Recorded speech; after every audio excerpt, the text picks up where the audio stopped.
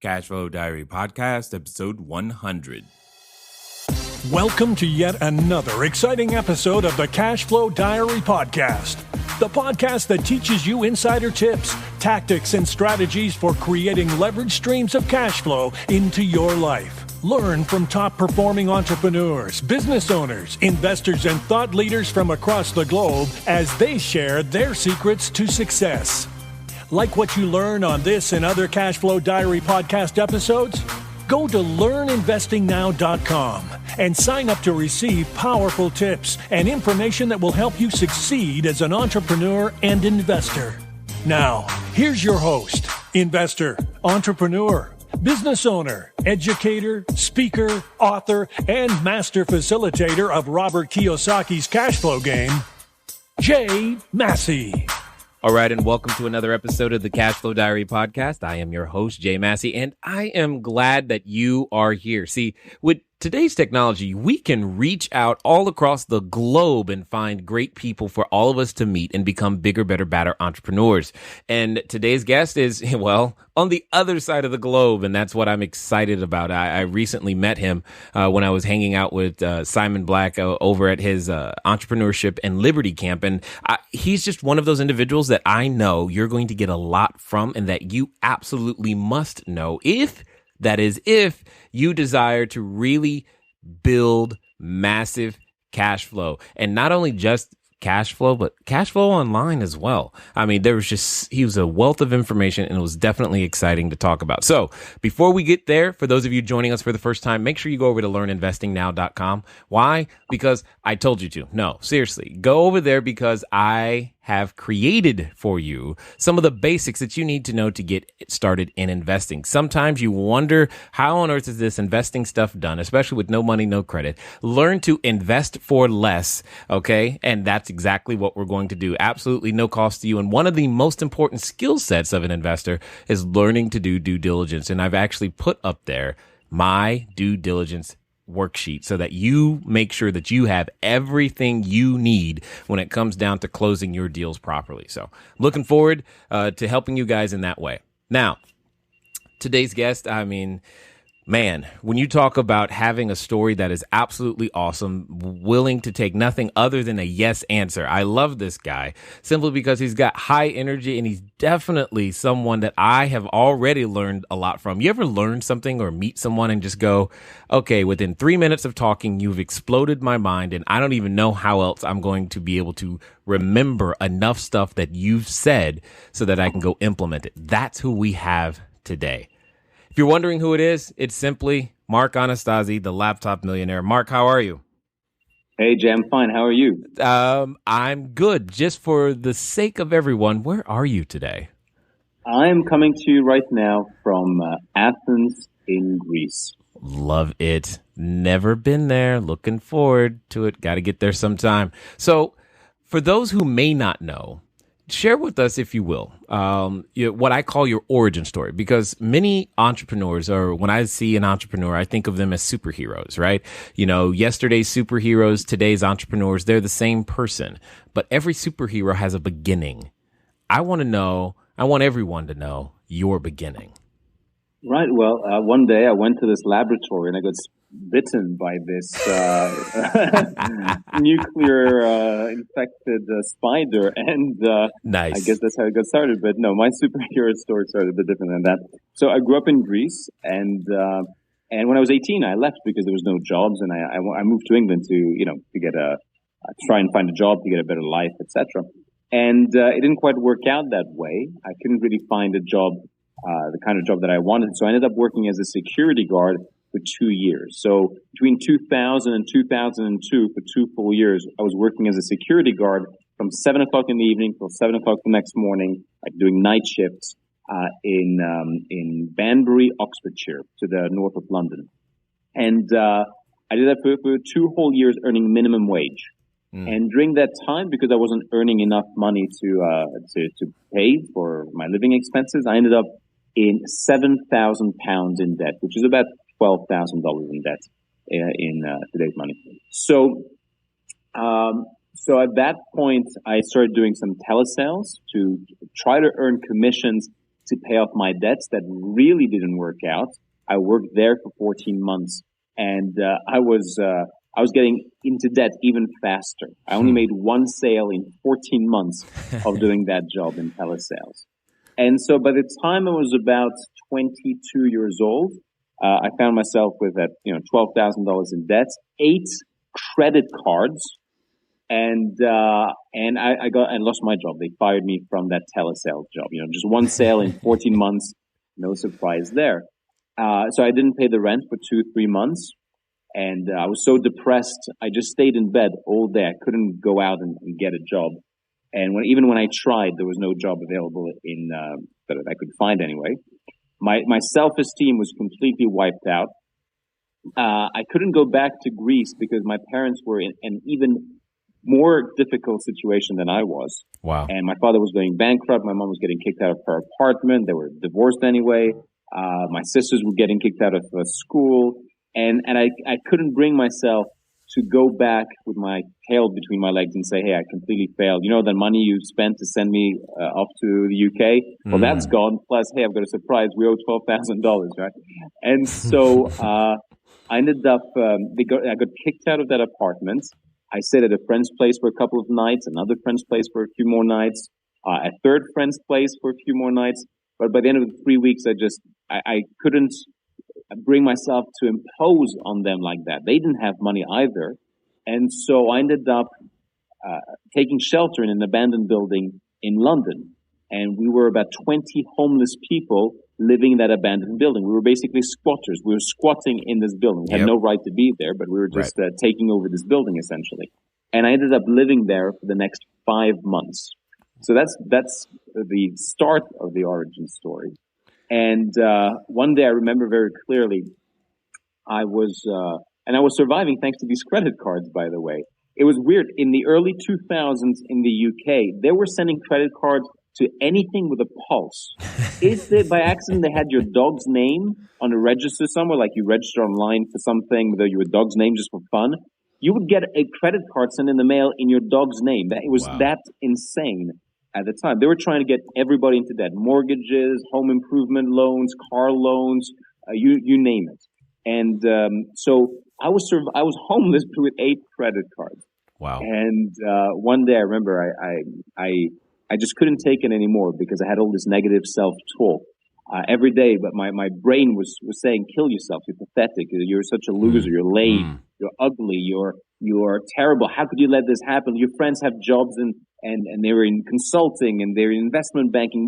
What did you do with your life? You were a security guard. You did telesales. You went broke. You're homeless now. Well done. Kill yourself." So I had this constantly 18 hours a day in my mind replay. I couldn't sleep at night even with that constant playing on my mind. And one day I just couldn't take it anymore. I just started running through the streets of London.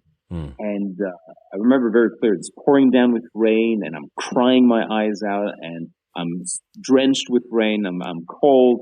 My lungs are burning because the air is so cold and I'm running. And I end up running into this cemetery called Old Brompton Road Cemetery. Very old cemetery. And I just wanted to be away from people. And I run to the end of that cemetery and there's nobody there. And I collapse amongst these tombstones. And I'm thinking to myself, that's it. I'm going to kill myself. I can't go on like this anymore. And I even had this thought, how practical am I? I could die, kill myself here in the cemetery. It would be less trouble for people. They would just push me to this hole in the ground right there. You're already there, so hey, convenient. Exactly. What a well-meaning young man. What a thoughtful young man. Exactly. How nice of him. You're right. And at one point, though, I look up and I noticed this tombstone. It said, Matthew something, 1622, 1644. This kid died at 22 years old, about the age I was at the time. And it said something like, he was a baker or, I don't know, candlestick maker, whatever. 3 kids, something. That's it. And I thought to myself, what would it say on my tombstone? And I got angry in that moment because they couldn't say it. What did it say? Mark Anastasi, former security guard, dead. The end. That was it. I hadn't done anything with my life. And I got angry and I got up and I dusted myself off and I said, no, this is not going to be the end. This is just the beginning. I'm going to use this freaking situation. I'm going to figure out a way to turn the situation around financially, and then I'm going to devote my life to sharing with other people how they can do the same thing.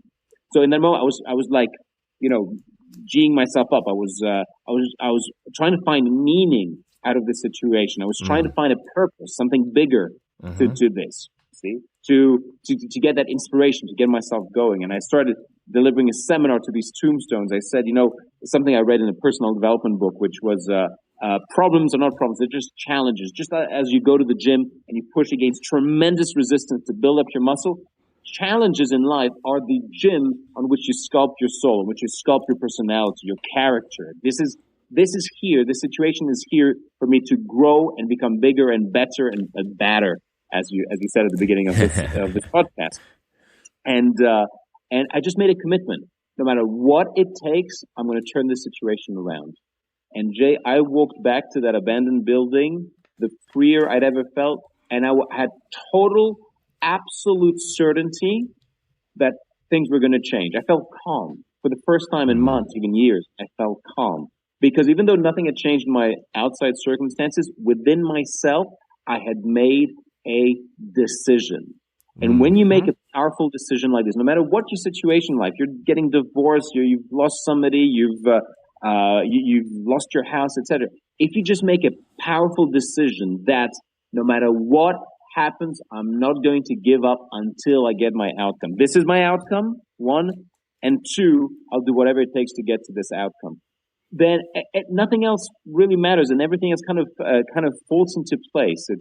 It's like when you show the universe that you'll stop at nothing to get your outcome, the universe just gives you your outcome. Because a week later, I attended a personal development seminar, which was just about 1 kilometer away, so I could just walk to that seminar. And it was £300 to attend, about $500 to attend, which was a huge amount of money for me. It was basically the equivalent of basically food for a couple of months. I said, you know what? Screw it. If they're saying that they can change your mind and change your life and teach you about goal setting, etc., I've got nothing left to lose.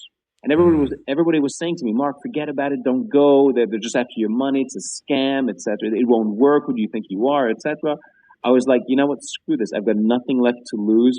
I'm going to be there. You know what? I was there at like 6 a.m., 7 a.m. in the morning. I was there till 10 o'clock at night, networking, asking questions, writing notes, taking notes on every single ounce of information. And I left that seminar. I went back to the place. And for the next 3 days, I did the mental exercises that they talked about. I identified that I had 44 limiting beliefs about money. Negative stuff circling in my head, things from my father, who's always broke. He was a journalist and he was always broke, never good with money. He would say things like, the only way to get rich is to bribe the Greek government. Or he would say things like, rich people are evil, greedy, exploitative people. We are good people. That is why we have no money. In other words, the subtext to that is that if you want to be loved by people, make sure you have no money. Right? Then people will sympathize and love you, etc. And if you have money, people will want you dead. They'll want your BMWs to explode in the streets and things like that. And my mother's belief was this: she's French. My mom's belief is if you have the money, you must spend the money straight away, because if you do not spend the money, someone will take the money from you. Okay, so and this was just 3 out of these 44 limiting beliefs, right? And I used neuro-linguistic programming techniques that I learned to eliminate each and every one of those beliefs. I wrote down my goals. I wrote down 20 things I love about myself. I wrote down 20 things that I'm grateful for.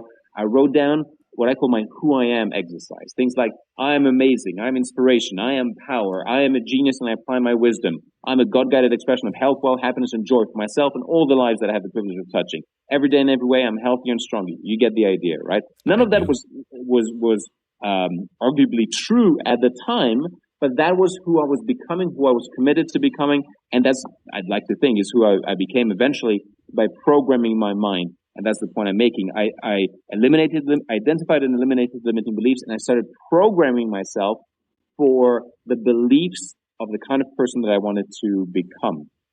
But anyway, those were the initial exercises I did in the first 3 days. I wrote down 100 reasons why I must make £2,000 a month or $3,000 a month, basically. I brainstormed 100 ways how I could make $3,000 a month. And I remembered something that the guy sitting next to me at the seminar told me. He said he was selling ebooks on the internet. And I had his number, and I called him up. I said, Francis, listen, I didn't tell you this at the seminar, but here's my situation. I'm broke. I'm $12,000 in debt. I'm homeless, and I want to ask you for a favor. And he said, oh, what, you want money? You want a job? You know, he thought I was looking to get something from him in that sense. I said, no. I read from Robert Kiyosaki's book. He says, work to learn, don't work to earn. I'll work for you for free, Francis, if you just share with me how you make money online.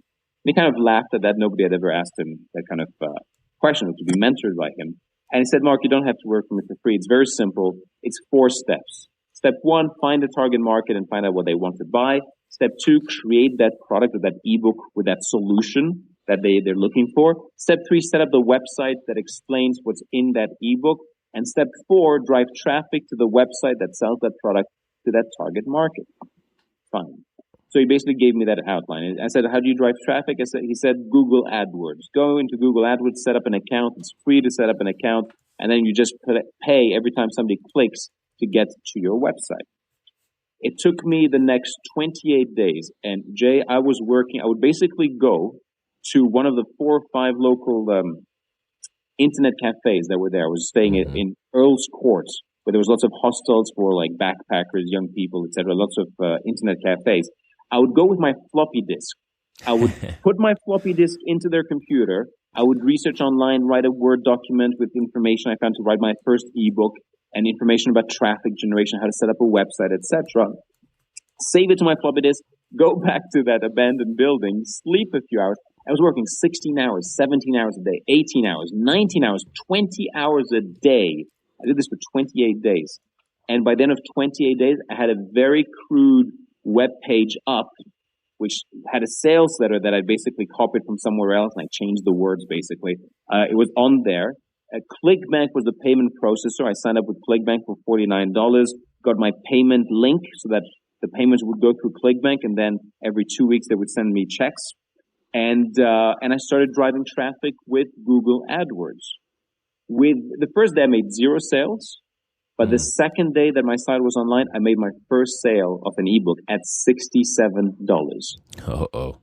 And I got the notification via Hotmail. I'm like, what the hell is this? What is this notification? Anyway, the next day I go back to the internet cafe. I'd made 2 sales that night. Because while I was sleeping in the UK, it was daytime in the US, and people were basically clicking on the ads and getting onto my page. And I was getting about 200 to 300 visitors a day. And so how it worked was that by the end of the week, I was making about 5 sales a day at $67. So every day I was making about $330 in sales, and I was spending in traffic, let's say 300 clicks at, what was that? Let's say 10 cents. It was very cheap. Wow. It was about $30 a day in buying the traffic and $330 a day or thereabouts in income. Some days it was $500, $600. Nice. In fact, very quickly, I launched another 28 ebooks. By 2006, I was making $460,000 a year in passive income from these ebooks. And but the cool thing is that within 28 days, or about, let's say, a month and a bit, a month and 1 more week, I went from 0 to having a $10,000 a month passive income stream. Talk about cash flow. Thanks to something I learned from the guy sitting next to me at a seminar. And people since then have kept asking me, Mark, how do I make money from ebooks? How do I make money from ebooks? How do I make money from ebooks? And I tell them, hold on, you're not listening to me. I said that I spent a whole, like almost a week working on my mindset, identifying my limiting beliefs, looking at negative things that my parents have said about money, eliminating those limiting beliefs, reprogramming my mind, doing 100 reasons why, 100 ways how.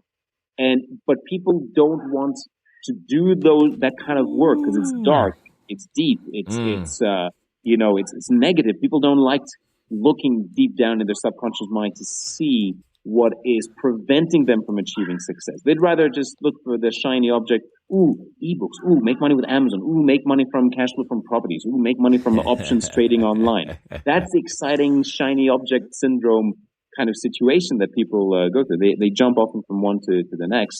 But anyway, to answer your question, and I know it took a bit too long to answer this, but that is my origin story, if you will, my entrepreneur origin story.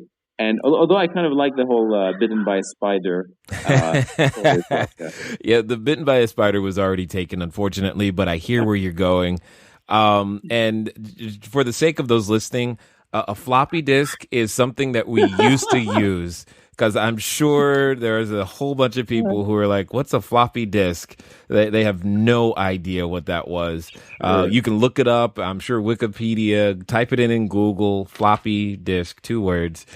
We don't have those anymore, so don't worry about it. But you don't need a floppy disk to do stuff online. It's crazy to think that it was only 10 years ago. It was just 10 years ago, 2004. Floppy disk. But yeah, it's gone. Floppy disk no longer matters. Let me ask you this, Mark. Do you think, because I know right now with everybody right now, they're thinking, okay, Google traffic, it's not 10 cents anymore. They're thinking, okay, there's, that was 10 years ago. That's great. Just, do you think that opportunity or opportunities like that still exist for people today? I think actually today it's 100 times better. Back then, 10 years ago, people weren't comfortable with typing in their credit card details online. There wasn't things like social media like YouTube, Facebook, Twitter, Google+, etc. You now have access to over 1.5 billion people online for free thanks to social media. We didn't have any of those things. Right. And now you can buy solo ads. Now there's not just pay-per-click advertising from Google. There's from literally tens of thousands of sites and services that offer pay-per-click traffic. So you can now get tons of traffic for free, and so I think the opportunity is there. It's even bigger. Now you have the Apple iTunes store, the iStore, whatever it's called, with over 200 million clients on there with their credit cards already registered. They just need to click on your product and they buy it. Amazon, same thing, 220 million customers with their credit cards logged into Amazon. We have now clients that start with zero money, zero capital, and very quickly they get to $5,000, $10,000, $20,000, $30,000, $40,000 a month in cash flow from selling other people's products. Are you tired of letting good cash flow generating ideas go to waste? Go to cashflowdiary.com/ready to apply for a complimentary, yes, that means free, one-on-one breakthrough session. Take action now. Go to cashflowdiary.com/ready.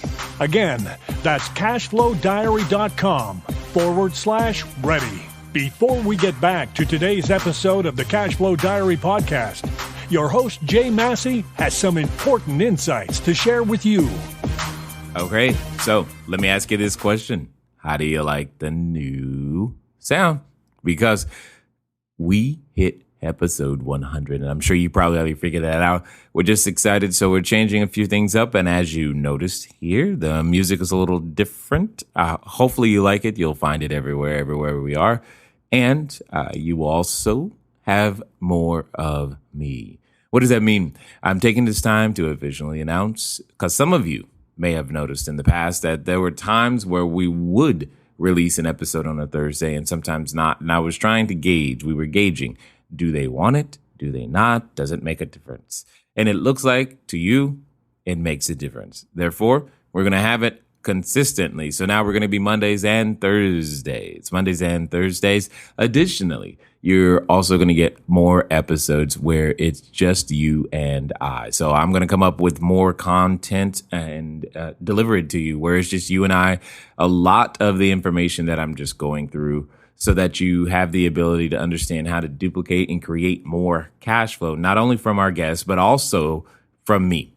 And what's really, really cool is that we're going to have a whole lot more fun as we continue to do so. So if you've ever listened to some of the beginning ones, you heard about some giveaways and we had quotes and we had all of those things. So a number of those things are going to find their way right back into the show simply because I believe you like them too. So with that being said, did you hear how many ways that Mark is talking about creating cash flow? The whole point is for you to understand that cash flow can be created so many different ways, and there's more challenge in narrowing down the opportunity or the type of opportunity that you should actually take than there is wondering if there is opportunity.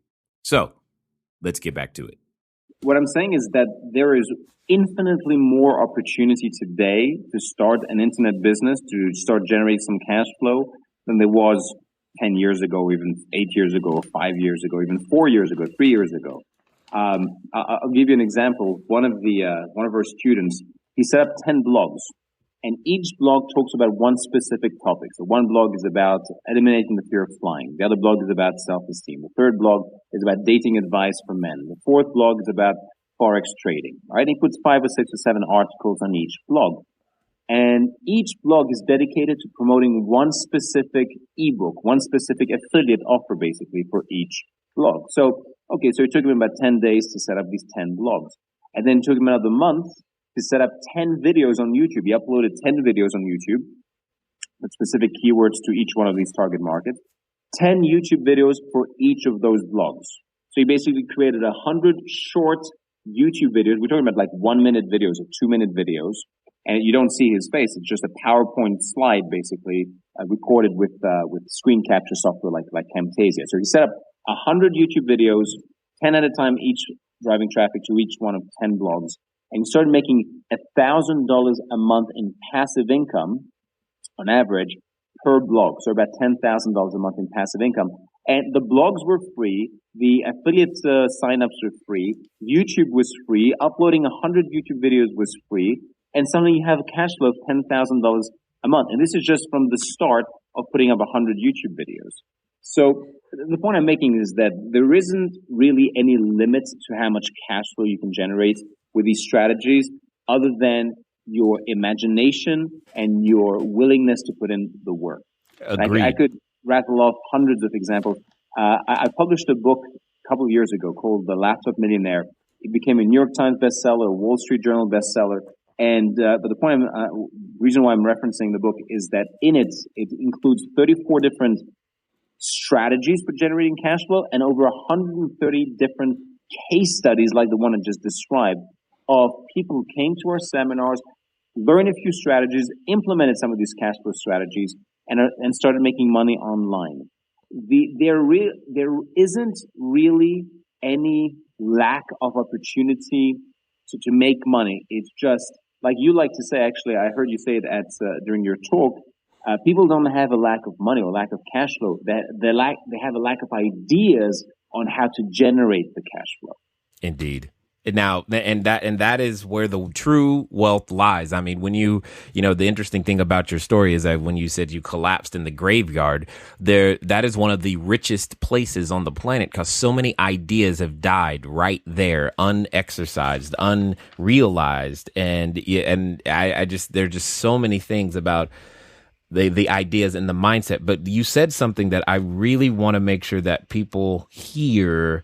And that we spend some time on, because you said, no matter what it takes, I'm going to make something happen. But when you were saying that, you didn't know the steps. You didn't know what you were going to do. Why didn't that stop you? Why did you not say, well, I don't know what I do? Why did you suddenly go, you know what, no matter what it takes? You didn't know what that commitment meant. How could you make it? Sure. And here's the thing. It doesn't matter that you don't know how. If you have a big enough reason why, and you're committed to this, the ways how will make themselves manifest. You will see things, notice things, hear things. People will come to you. Opportunities will arise that you would have never noticed before, and that you would have definitely never acted on before, because you have that commitment and drive and determination to make it happen. And this is something that if people haven't experienced this, I guess they just need to take it on faith, that what I'm saying is true and factual.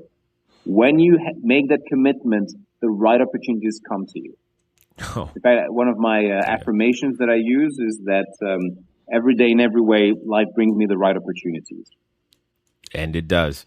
Now, and it's just amazing that I think everything that you're experiencing, and correct me if I'm wrong, but I'm going to say that everything that you're experiencing today is a result of just a few simple decisions that have been repeated over and over again. And you just continue to deepen those beliefs and expand upon them. But they started at that one pivotal moment, if you will, back in the cemetery. And you just simply looking at that tombstone and going, what would it say on your tombstone? So it is, I just love all of those things. Now, you also highlighted something that I like to highlight, and I want to hear your thought processes on it. You said you were able to make a powerful decision.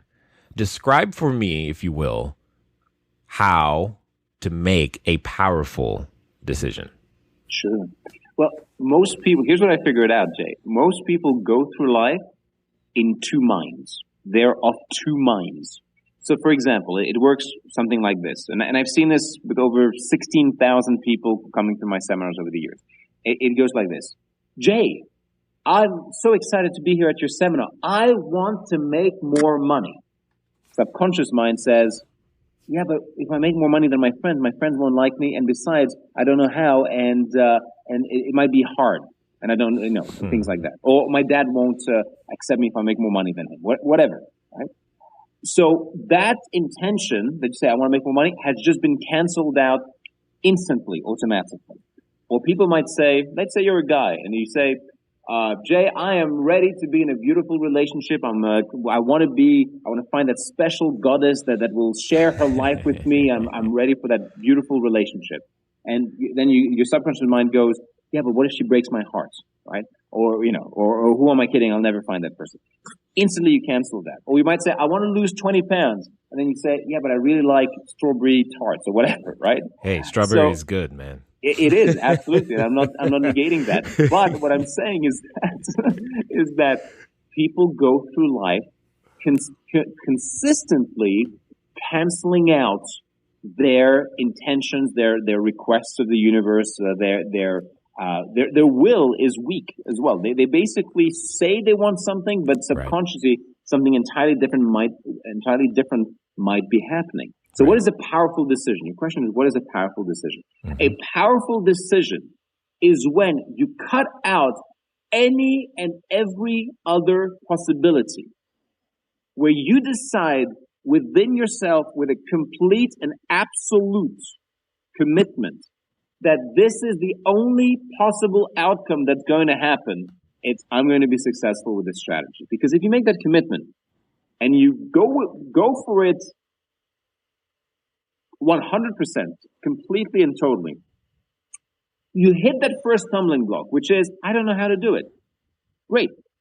Anybody else who would be in two minds would go like, oh, I don't know how to do it. They stop right there. But not somebody that has made a powerful decision. They will go, okay, first stumbling block. I don't know how to do it. You know what? Let me brainstorm some ways, some people that might know it, some names, maybe they can recommend somebody. Let me figure out a way around that. Okay, then the next obstacle. I don't have investment capital. Okay, well, let me go and ask people for investment capital. Let me find out how to get investment capital. Let me find out who do I need to become in order to attract investment capital. Let me find out how to write a business plan. Okay, next thing. Okay, I've got the investment capital. Now, I don't know where to find the right business or right property to invest in. You know what? That's okay. I'm going to go and find out. I'm going to figure out. Any obstacle that comes up, it's not even an obstacle. It's just something else that you need to figure out. Oh, most people will never take that initial first step of even starting something, Jay.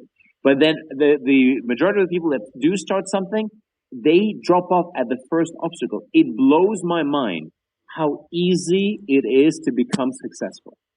It's been 10 years now. It blows my mind how few people we need to compete with, really. Right. Because 95, 96% of people, there's no competition because they drop off at the first hurdle. It's so much about that mindset, that determination. I call this the mindset of champion. I mean, many other people have called it the same thing, the mindset of champions. I am so in admiration of professional football players, soccer players, rugby players, basketball players, etc., the amount of will and determination and effort and work and discipline and waking up early in the morning and practice, push, work out, push up more, etc., self-sacrifice, etc., that has taken them to get to that level. Most people never see that and never even come close to applying that level of mental focus and determination that professional athletes have or exercise. But we can exercise that same exact amount of willpower and determination and practice and all these things in whatever our chosen profession or chosen field is, whether it's becoming great at cash flow generating with real estate or in the stock market, with businesses, with being a great violinist, with being great at managing your team at your job, whatever it is. But most people don't do that. Most people don't even use up 0.01% of their potential. So you ask me for what is a powerful decision? That's what a powerful decision is, where you cut out every and any other possibility than that outcome that you're committed to. You know what? I agree so much. I mean, there's just so much that you're saying that I have a hard time right now. I'm getting all excited and ready to go, write some more offers, raise some more capital, do some more business, simply because it's just like the mindset, the principles, the state that you need to be in is the exact same, regardless of the discipline or the career endeavor or whatever it is that you're trying to do. If you want to be a great and excellent parent, this is the exact same stuff that must be done in order to make it happen. And let me ask you this. When it comes to the mindset piece, because right now there's probably an individual or two that's probably thinking to themselves, okay, all right, I get what these guys are talking about. What after you've got your mind correct and going in the correct direction, what do you think is the next most critical, important step? Well, I'll tell you what I did. I brainstormed lots of solutions. So I sorted out my mindset, identifying limiting beliefs, destroying them, reprogramming my mind with positive beliefs, etc., empowering beliefs about success and money and about myself. The next step was brainstorming. So I brainstormed lots of ideas. Most people, they're in a job or they're doing something, they have a shop or whatever, and then they have one other idea and they go for that other idea because it's the only option that they have. If you want to have a great idea, have many ideas. In Fortune magazine, once I read this article where they talked about the mathematics of innovation or the new mathematics of innovation. Companies now brainstorm 100 ideas, hundreds of ideas even, in order for them to come up with one great idea for a product or a business venture, et cetera, joint venture even. And so the next step, once you got your mindset sorted out, brainstorm lots of ideas. Come up with 100 ways for you to make $1 million. Brainstorm 100 ways how you can make $10,000 a month or $20,000 a month. Brainstorm 20 ways how you can come out of the difficult situation that you're in right now. Brainstorm 20 ways how you can be happier. Brainstorm 20 ways how you can meet that special person in your life. So exercise that creative mind of yours. Use brainstorming exercises to come up with better ideas. And then once you've chosen out of the 100 ideas, you've chosen like your top 3 ideas, for example, then you choose your top 1 idea. At that point, what I tend to do is I write a short plan. I brainstorm some more ideas about all the different things that I would need to do or learn or people I would need to contact in order to achieve that outcome. So, for example, if your outcome is to start a clothing business, for example, I would brainstorm things like, okay, I need to find fabric, I need to find a designer, I need to find distribution, I need to find somebody who's done this before me to become a mentor, I need to find a place where I can work, I need to find people who can sew this together, I need to find brainstorm some cool ideas about what type of clothing to do, I need to contact different retail stores, find out what they want, whatever. I have no idea about the clothing business, I'm just saying, I'm just hypothesizing here. Right. This would be a series of things that I might need to do. And then I just start doing this one after the other. I just started contacting those people. I started finding out more about this. And so exercising that creative power of ours, that I find is very important. And then you just follow those steps. You just follow your plan. And you know what? You might very well fail, or it might not work out exactly how you expected it. But if you go through these steps, you will already have achieved, you will have already become successful because you will have gotten way further ahead. You'll have become a bigger, better, badder person than you would be if you hadn't started that process. I tell people in my seminars, start a business, not just for the heck of it really, but start a business because it's going to be the best personal development boot camp you'll ever have. You will right. be forced to communicate better, learn more, listen better, expand through your comfort zone, do things that are uncomfortable for you. And guess what? You will, by becoming a bigger person, by expanding your comfort zone, becoming a bigger person, you will now be able to achieve things that you never thought were possible before, you know? And so I'm not sure if I'm answering your question quite in the way that you intended, but that was the process for me anyway. After sorting out your mindset. That's exactly what I was after. I mean, because when you get over to that last point, we're talking about, you said follow the plan. I mean, at some point you got to do something. You can't think forever. You got to actually get up and go talk to somebody, pick up a phone, develop a relationship, put a distribution model together, something.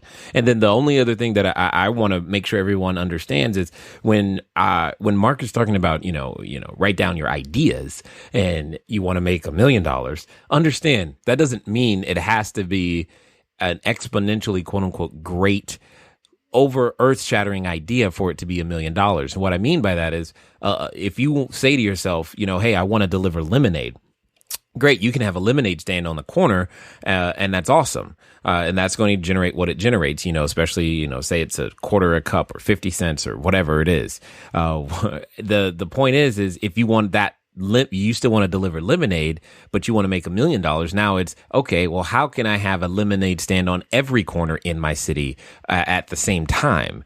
And then you're still delivering lemonade. It's just now you're delivering lemonade at scale. So don't get, when you're writing down your ideas, don't think your ideas have to be so grand that suddenly you quote unquote can't do something or you're not capable of coming up with these ideas. The ideas, the gold is what he's really saying, in my opinion, is the gold is inside your mind already.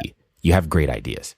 Absolutely. And in fact, I tell my clients to write down brainstorm 100 ways how you can make $5,000 a month or $10,000 a month, right?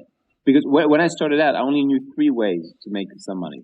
Send out a CV, lie through your teeth during the job interview, and pray that you get the job, right? That was one way.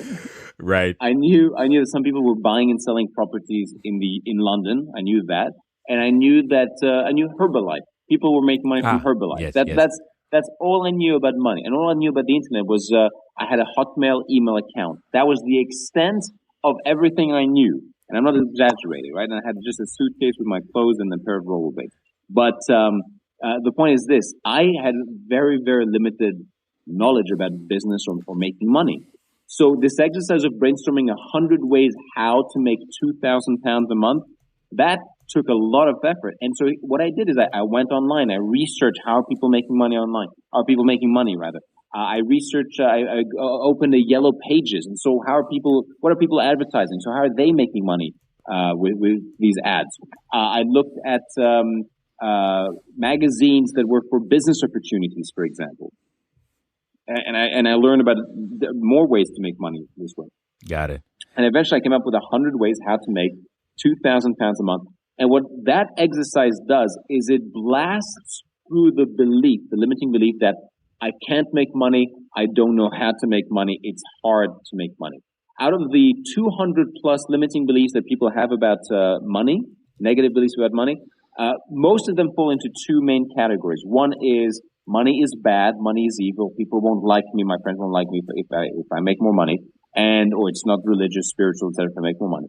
And the other category is I don't know how, I can't make money, it's hard to make money. Those are the 2 main categories. It's hard to make money and it's a bad thing to make money.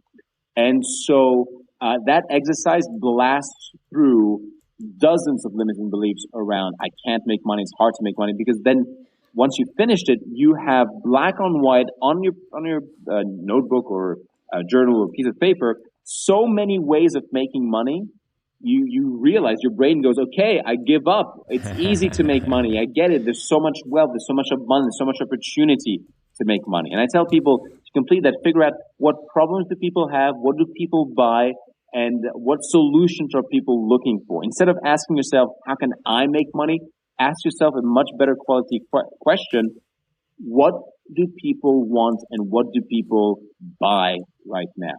And I think, and it really boils down to the idea that money is nothing but the measure of the value you create for other people. Or as Zig Ziglar puts it, in life you can create anything, you can get anything you want as long as you figure out how to give people what they want. Or Brian Tracy says, you get paid in direct proportion to the amount of value that you deliver according to the marketplace. Anyway, and there's many, many more quotes to that effect. And I believe that you, Jay, yourself, you say that the same thing. It's about the value. You look at real estate, if I understand correctly, maybe I'm paraphrasing here, but you look at real estate as how can I add value to the tenants? How can I add value to this community? How can I add value to these investors? Yeah. That's exactly right. That's exactly right. And for those of you who are listening, hotmail.com is gone the way of the floppy disk, and Yellow Pages is what we used to have before Yelp. So just keep that in mind. I'm in my mid-30s and you've just made me feel old for the first time. I'm just letting you know because see, there's someone going, well, I got to have Hotmail. I got to use Yellow Pages. They're like, where do you find Yellow Pages? I'm like, guys, these things they're gone. I'm sorry. No floppy disk, no Hotmail, no Yellow Pages. We have replacements for those these days. It is what it is. I know. It's funny how quickly technology changes, but I think that's also the thing that preserves our opportunity, because what you're saying in essence is that there's opportunity and information once you figure anything out. Whether it be how you could have an ebook on parenting, you'd have an ebook on starting a business online, an ebook on how to make lemonade. And so long as these things continue to change and evolve and humans continue to change and evolve, I think this opportunity exists for quite some time. Absolutely. I mean, every day, every week, there's new breakthroughs in technology. There's new opportunities that come up all the time. But there's massive amounts of opportunity in old opportunities, let's say, in old ways of adding value. The thing with the internet, people think that he's making money on the internet. No. Or she's making money on the internet. No. The internet is just a medium to reach out to people. Right. I don't care if I'm reaching out to people with flyers, with billboards, with radio jingles, or with podcasts, YouTube, Facebook, direct mail. I mentioned direct mail, email marketing, blogs, etc. It's all the same thing. It's finding a group of people that have a problem, and then reaching out to them, communicating to them, saying, "Hey, I've got a great solution for you here." And so that mindset, even though yes, Yellow Pages and Hotmail, etc., we can make fun of that, but the fact remains that nothing has changed in those principles of wealth creation. Find out what people need and help them, serve them, deliver value to them. Investors want a better return on the money. Great. Let's put in some work and deliver that for them. Right. These people in this community, in this city, they need some better housing. Great. Let's deliver that for them. These tenants need better, heating, insulation, whatever. Let's deliver that for them. Yep. Yeah, you just figured out my entire real estate strategy right there. The secret is out, and there you go. Now all you got to do is execute it. Mark will be coming out soon with his book, How to Do Real Estate in 28 Days or Less. I can see it now. I can see it now. So for those that are listening and they're going, man, this was awesome, what would you recommend if they want more of you, more of your thought processes? Most importantly, is there a resource somewhere that they could get some training on uncovering and eliminating these limiting beliefs that you continue to bring up? Jay, I love helping people. I've got tons of free resources online. If you go to freedvd.tv, you can get a free DVD off me. You just need to pay a bit of shipping. That's freedvd.tv. Valued at $97, yada, yada, et cetera, et cetera. And also at mark-anastasi.com/thank you. I give away a bunch of free ebooks on there, personal development ebooks and wealth creation ebooks on there at mark-anastasi.com/thank you. That's THANKYOU. Thank you. And also at mark-anastasi.com/21 secrets. It's mark-anastasi.com/21 secrets. I give away a free ebook titled 21 Millionaire Secrets that will change your life. 21 Millionaire Secrets that will change your life on that site. So those are a few resources that people can download. And I just want to add one more thing. We're talking about adding value, and most people simply don't think like that, and that's why often they're broken, why their life doesn't work. Most people go through life with a mindset of entitlement, which is they feel they're just entitled to be taken care of by the state, by their parent, by whoever. They feel entitled to just get stuff. They want to take stuff, and that's the reason why they don't really get ahead in life. So the mindset, if you adopt a mindset of how can I deliver value and help people, provide solutions for people, and then feel grateful for your life, that is the mindset of super successful, highly wealthy people. An attitude of gratitude and the mindset of how can I deliver more value. Nice. I think if we keep going, we're going to end up with like 12 episodes in a seminar right here, right now, because you and I, we could talk about and deliver this for hours. And I know that. I definitely appreciate the time that you've invested here with us today. I believe this episode is one that they're going to take. You guys go take notes and rewind it, listen to it again more and more. Mark, one last thing. If that person right now, let's say they're having their graveyard cemetery moment right now, and they're listening, what would you say to them? And you know what, Jay? I get that question in different variations every single day, especially since the book came out. People write to me all the time saying, Mark, I'm in an abusive relationship. I have no money. I can't get out. What should I do? Mark, my wife just left me. I have 2 small children. I'm $80,000 in debt. What do I do? Mark, my wife has 2 jobs. I have 2 jobs. Like I can't use my hand anymore. We're going to lose the house. We're $80,000 in debt. What should I do? And the reality of the situation is this.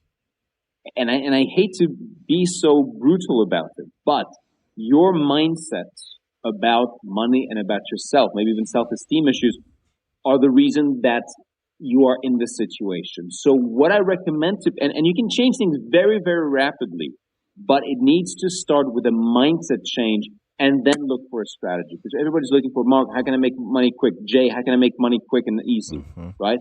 First, work on your mind. Spend 3 days, even 5 days, identifying your limiting beliefs about money. Write down the end of the sentences. The worst thing about money is ... or I can't make it out of money because ... or I hate rich people because ... and identify what did you hear about money when you were growing up.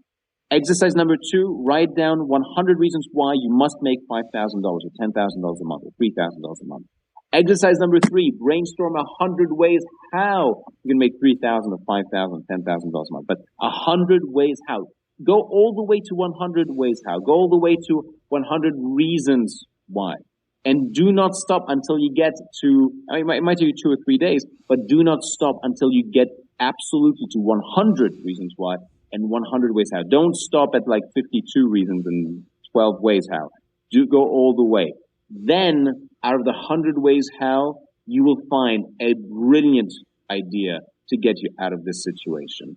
Start calling people up, ask for some help, figure out how you can implement this plan, and normally the rest should take care of it. There's other things as well, but programming your mind for success, do your affirmations, use subliminal software to program yourself on your computer screen, do visualization exercises as well. But basically, instead of focusing on you being a victim and all the bad things that have happened in life, focus on, write down the 20 things that you're grateful for, the 20 things that you love about yourself, the new person that you want to become, the who I am exercise, right? Write down your affirmations, etc. These are the things that actually change your life. Yep. Because here's what I see. People are in a difficult situation and then they go, okay, I've got to quickly make some money. I'll go and buy some real estate, or I'll go and do some multi-level marketing thing, or I'll go and start an internet business or a blog or sell on eBay, etc.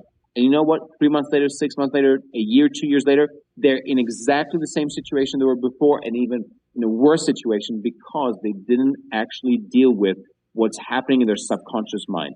So, Jay, that is my recommendation to people in those cemetery moments and those times where they're close to committing suicide or what have you. And God knows there's 350 million people suffering from depression around the world right now. My advice is this: actually look deep down in your subconscious mind, do these exercises, dredge up all this negative stuff in order for you to eliminate each and every one of those things. The answers are in these free ebooks that I'm giving away. Please read this ebook, The 21 Millionaire Secrets That Will Change Your Life. And so that's my advice in a nutshell. Awesome. Thank you for being here, sir. Thank you, Jim. All right, ladies and gentlemen, you know what it is? It is that time. It's that time where you get to prove that you are ready to move at the speed of instruction. You've been given a number of resources, and let me remind you that they're free. They cost you no money. They cost you time. Are you really ready and willing to face what it is that you know has been holding you back? And I'm saying to you that Mark is here to offer it to you, and he's given you many places to go. Free DVDs. .tv. That's kind of cool. I bet you there's some more information there that'll have some more actions that you can go take and make things happen. Remember, asking those better questions will get you better answers. I look forward to talking to all you guys soon. Until next time.